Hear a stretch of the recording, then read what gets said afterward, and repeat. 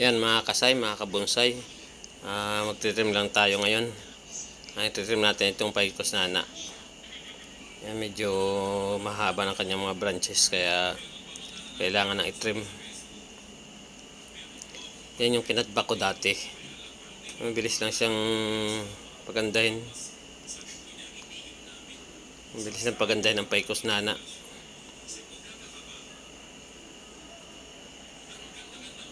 Tanggalin natin yung mga tumutubo sa katawan. Meron na tayong iniwan ng mga branches dyan na yun ang pinagaganda natin, kaya yung mga tumutubo tinatanggal natin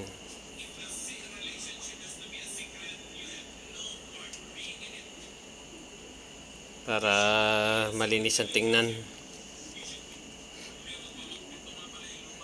Kaya mga secondary branch na tumutubo sa mga medyo malalapit sa bandang puno, tinatanggal na rin natin yan.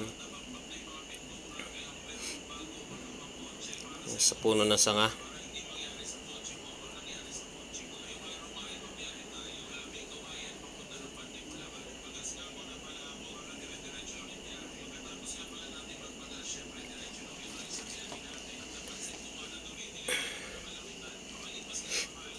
trim natin siya.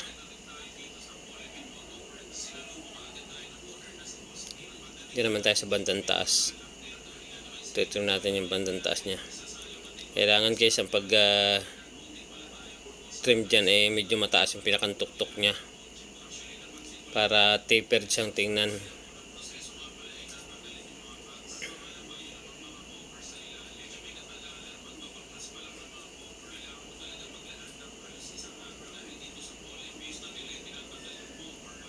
Sa sunod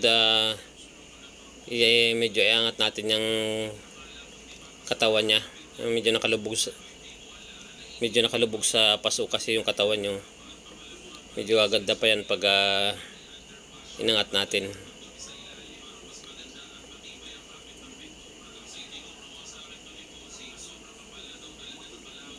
Medyo pinutulan ulit natin yung taas niya dahil medyo mahaba pa.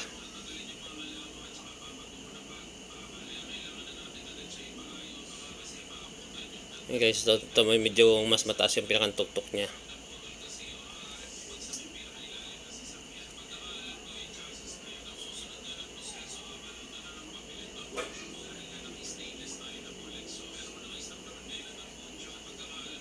Yan, tapos na natin ma-trim.